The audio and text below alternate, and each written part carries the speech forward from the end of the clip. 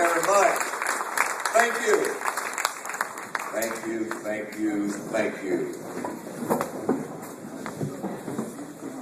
As you would imagine,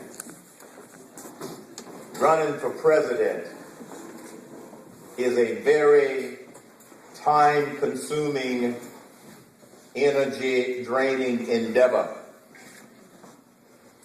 Last week,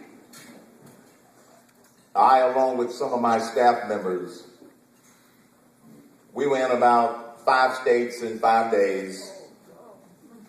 Last Thursday, as an example, we were in Nashville, and I did 11 events that day. And so, as you would imagine, it is very unusual to have one event in one state on one night where I make a trip from Atlanta to Dover and then go back home the same night. Very unusual.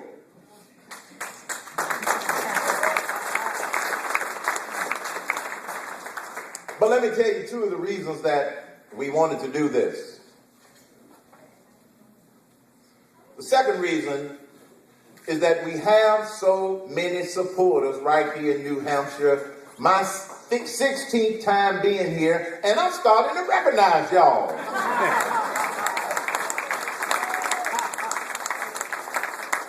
That is a good feeling.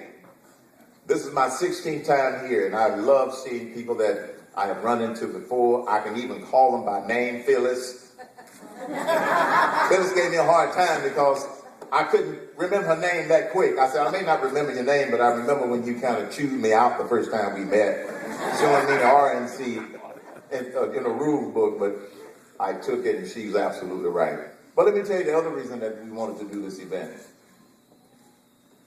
Jack Kimball did it for my friend Jack. Yeah. Period. And he's right. We are friends. And I know some people want to make a big deal out of that. He has to be impartial. But I agree with Jack. We have a strong field of candidates, and the more the merrier. Because I believe that the conservatives and the Republicans deserve many options so we can get this right this time and win the White House. Yeah.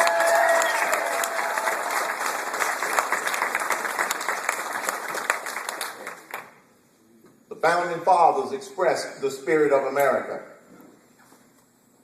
when they said, we hold these truths to be self-evident, that all men are created equal, that they are endowed by their Creator, and I never leave that out of that phrase, with certain unalienable rights, that among these are life from conception,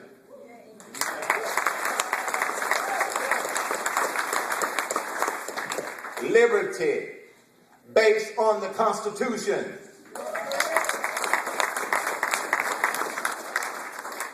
and the pursuit of happiness. That's all we want.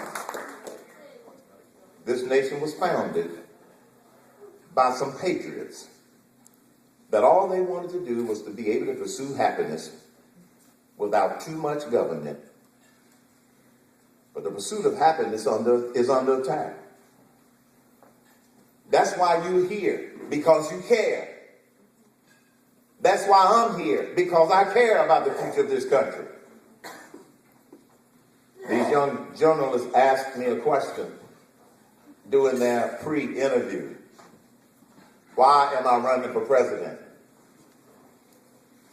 And I answered them, I'm running for president of the United States of America because I don't know everything, but I know too much not to run about what's happening in this country. We have become a nation of crises. We have a moral crisis. We have an energy crisis. We have an entitlement spending crisis. We've got an immigration crisis. We've got a foggy foreign policy crisis. And our biggest crisis is we have a severe deficiency of leadership crisis. We've become a nation of crisis. And I'm not going to belabor how I would address all of those crises because most of it is outlined in this little booklet that I hope you get before you leave. But allow me to give you a couple of examples of how I, as president, would lead this nation in solving problems instead of kicking them down the road. This is what I did in business for over 40 years. The approach worked in business. Most successful people have a very similar approach to problem solving, and I happen to believe it'll work in Washington, D.C. I had a reporter ask me one day, do you really think that you can run the government like a business? I said, that's the problem. It doesn't run like a business. Yes, we can run it like a business in order to get this country back on track. My approach to problem solving is really not rocket science. Make sure you're working on the right problem. Surround yourself with good people. Put together the right plans. And then engage the people in the solutions that you develop. And what I mean by engage the people, I mean make sure that the legislation or the proposals that you are making, that the American people can read it and understand it. Because one of my guiding principles is if they can understand it, they will support it and they will demand it. Not a 2,700-page piece of legislation that nobody's ever read.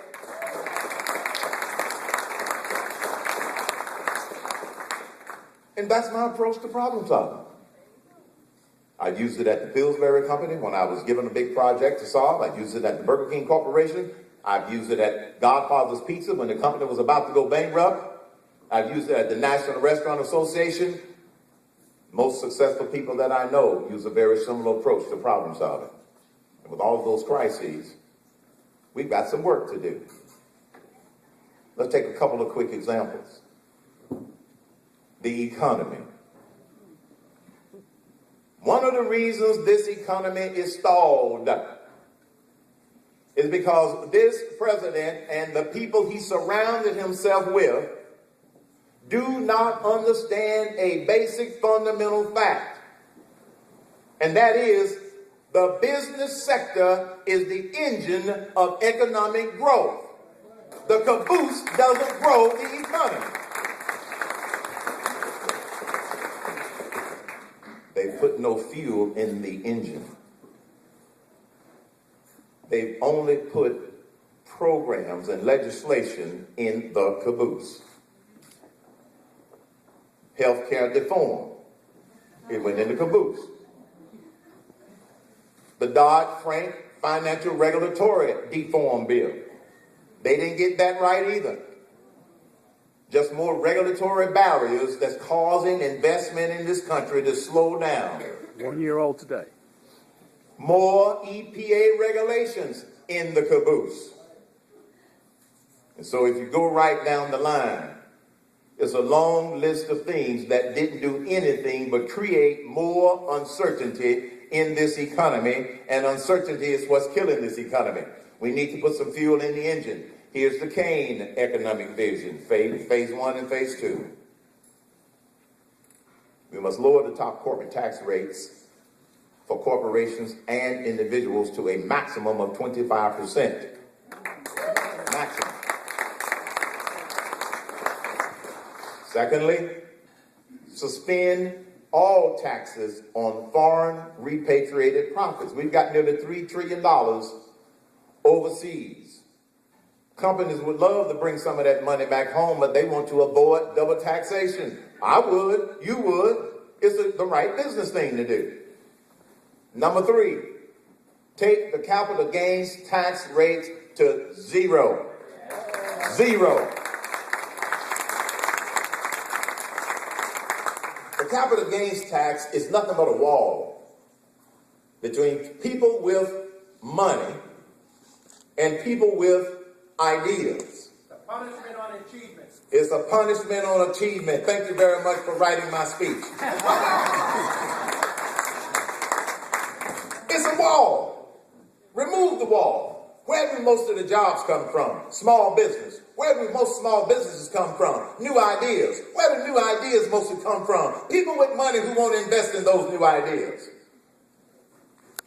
And then the biggest thing that we need to do in order to put some fuel in the engine is make those rates permanent. Make them permanent.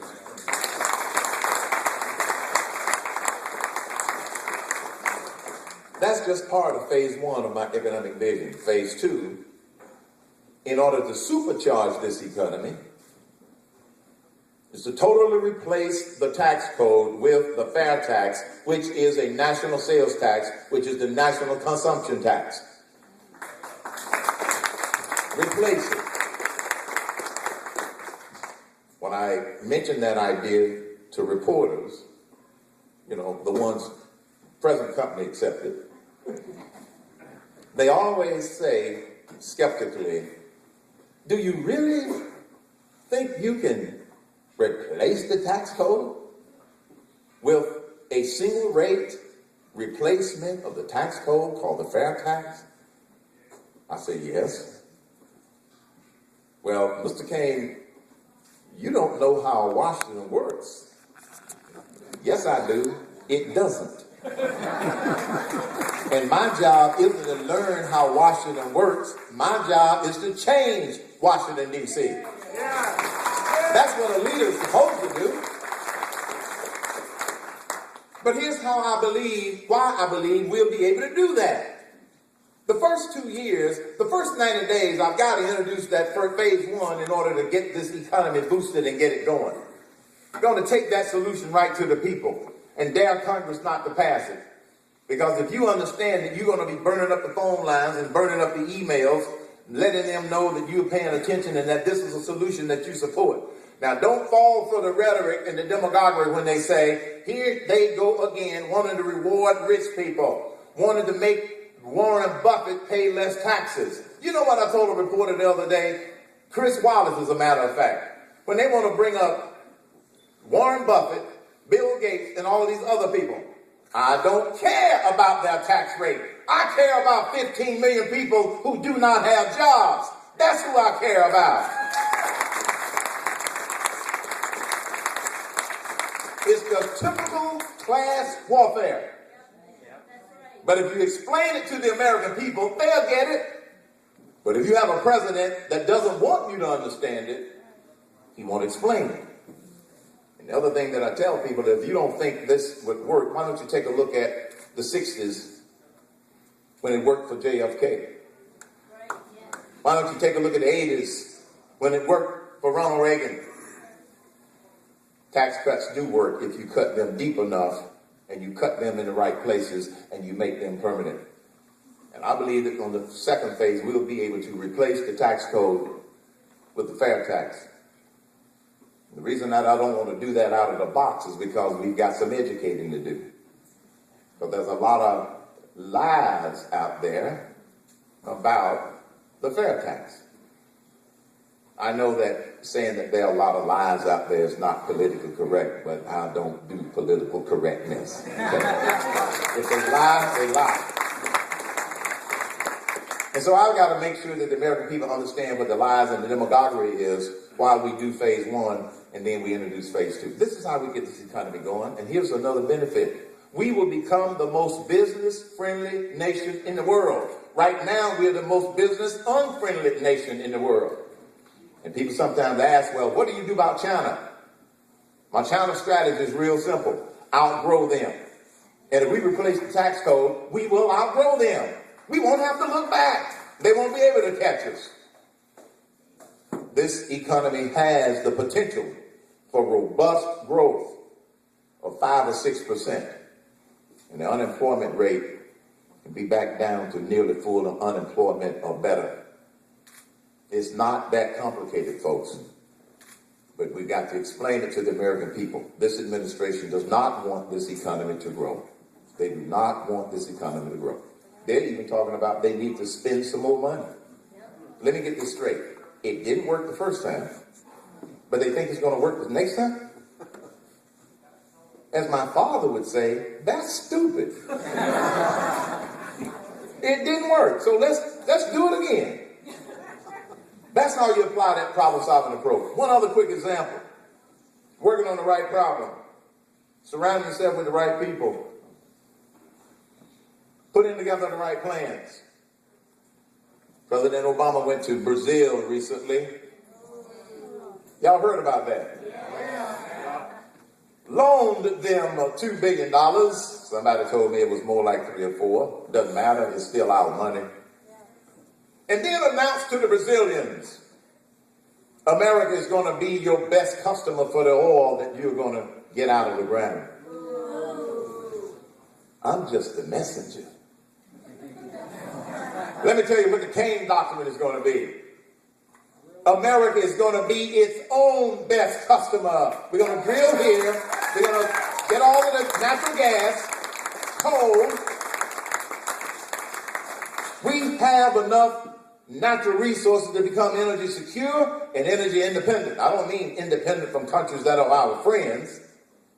I mean energy independent from countries that don't like us, or countries that are playing us like a fiddle, like Saudi Arabia. They're playing us like a fiddle. King Abdullah is the king of Saudi Arabia. One of his sons was quoted. I don't remember which one it was. He's got too many of them for me to remember all of them. One of King Abdullah's sons actually made the statement prior to an OPEC meeting, and I quote, "We must increase the supply of oil such that America and Europe will not be tempted to develop their own oil resources." Playing us like a fiddle. So when he made that statement, as oil was near $4 a gallon, oil was near $100 a gallon, it was over $100 a gallon. Gasoline was $4 a gallon. They increased the supply, and the price came back down. So some people go, phew, we dodged the bullet. No, we didn't.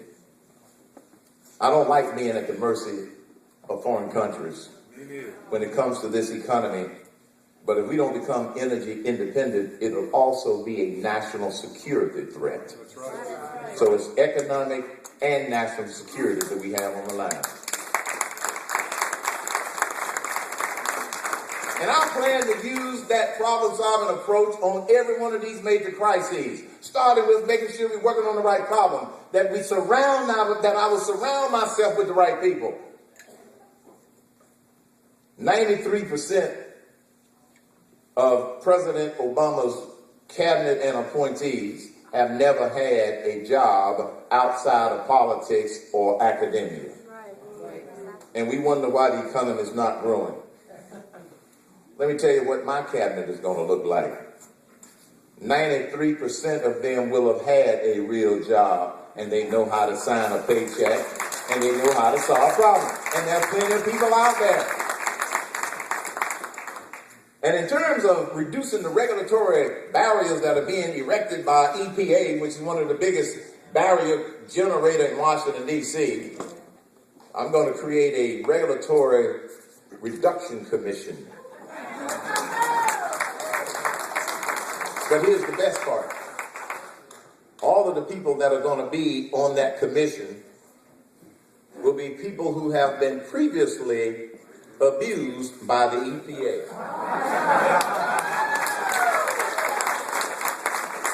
If you've been abused by the EPA as a farmer or a business person, submit your name to my administration when I get ready to put that commission together. Because one of my guiding principles is, if you want to find the solution to a problem, go to the source closest to the problem. What's the source closest to the problem? The people who have been abused by the EPA. I'm going to have one for the Interior Department. I'm going to have one for land management. I'm going to have one for every department. Because I believe that we need to move from being an entitlement society to an empowerment society. Empower the states. Empower businesses.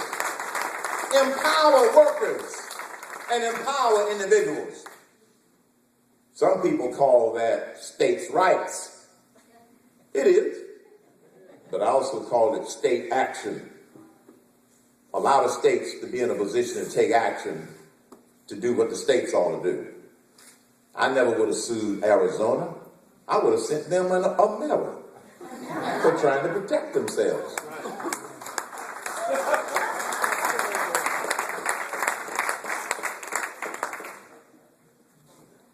And as a president who believes in empowering the states, we need governors that will know what to do with that responsibility. And I'm glad to hear the rumor that another good friend of mine just might be running. I'm just saying, I'm just happy to hear about the rumor.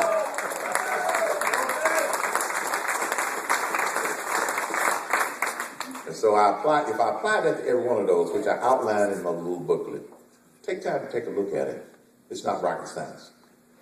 See, America's on the wrong track, but I know we can get back on the right track. Now, how do we do that? We've got to elect a majority for the Senate, maintain the majority or increase the majority for the House, and elect a conservative Republican to the White House.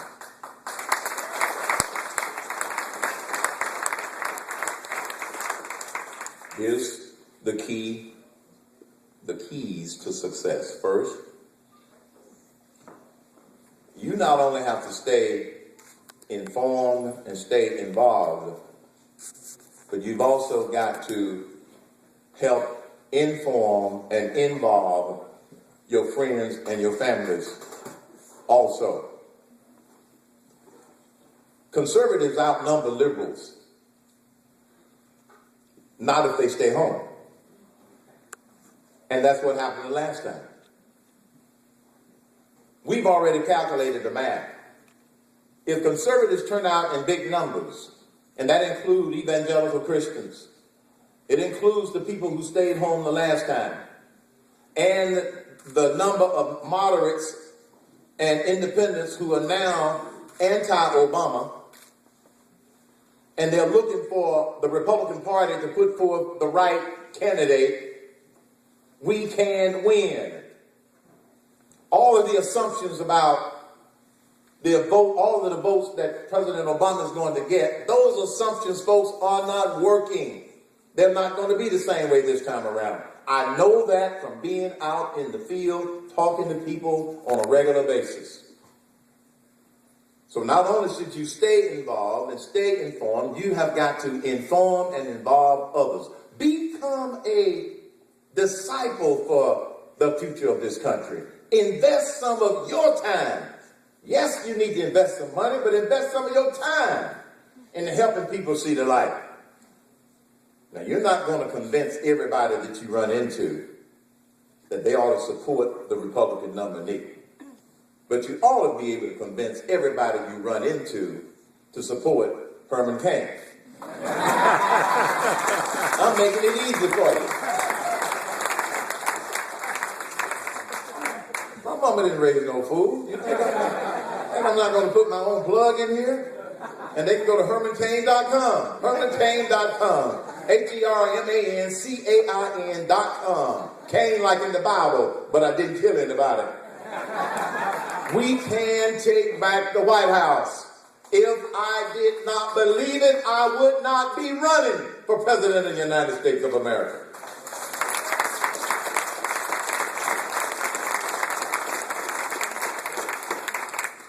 And lastly, you got to stay inspired.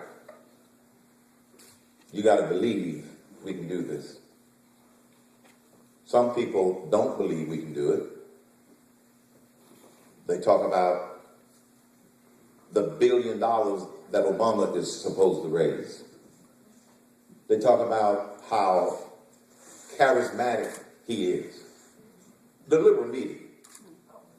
They talk about how great a speaker he is. With the teleprompter. You take away the teleprompter, Not so great. One of them committed suicide. He can be beat. And I believe we can beat him. But more specifically, I was at an event in New York City a few months ago meeting with some potential supporters. They hadn't decided that they wanted to support me yet. So I go to this very nice restaurant, sit down with about 20 very distinguished businessmen in New York. And one of them, rather gregarious, comes in, sits down, and the first words out of his mouth, "Mr. Cain." "Yes, sir." "Are you arrogant enough to be president of the United States of America?" I paused. "I'm confident enough to be president of the United States of America. Thank you very much."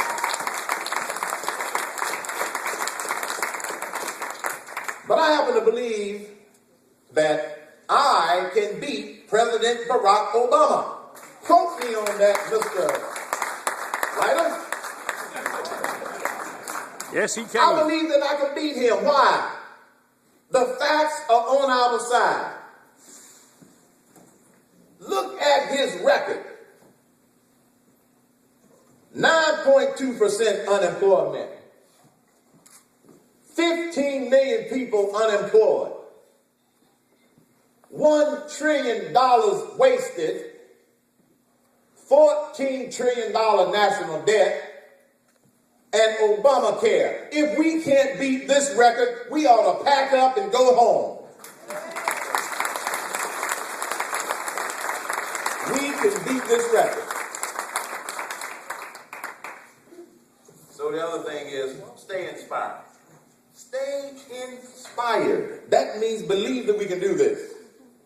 Believe that we can do it. I do. My people do. You do. A lot of people do. Or you wouldn't be here. The mainstream media wants you to believe that we can't do it, but I happen to believe that we can. When the Patriots founded this country, the founding fathers, don't you know they had some naysayers? But the Patriots believed that they could do it, and they did. Don't you know that Abraham Lincoln expressed that spirit of America when this nation was about to be broken up? He believed it. And because of Abraham Lincoln's leadership, he was able to convince and to lead this nation to stay together, based upon the belief that divided we fall, united we stand. Don't you believe that the spirit of America is what got this country through World War I, the Great Depression, World War II, Korea, Vietnam, the Civil Rights Movement? The spirit of America is what founded and grew and saved this nation in our young 235 years of living, of being here. And it's that same spirit of America that I believe is going to take this nation back. As the gentleman said in his opening, someone has stolen our country, but we can take it back. We can take it back.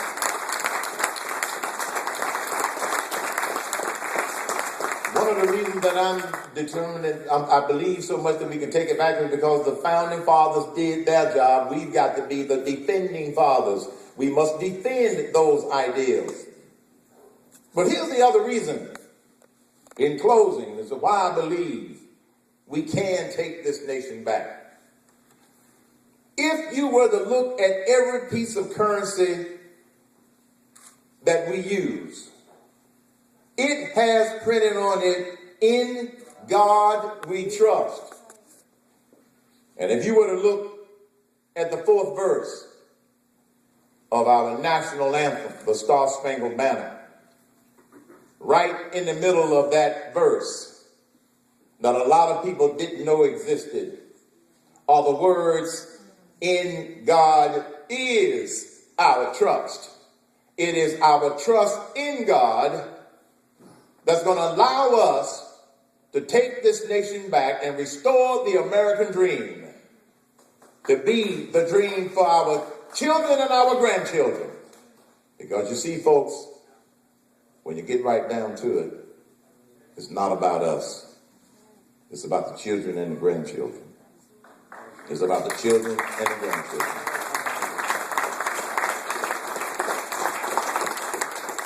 We want them to be happy. And happiness is real simple. Happiness is something to do. Right now, we've got to win back the White House and the Senate. Happiness is something to love. We love this nation. That's why we do what we do. And happiness is something to hope for, to believe in. I believe in the United States of America. And I believe that that sleeping giant, we the people, has awakened and is not going back to sleep. Amen. And to quote a famous saying that I know you're familiar with, we will live free or die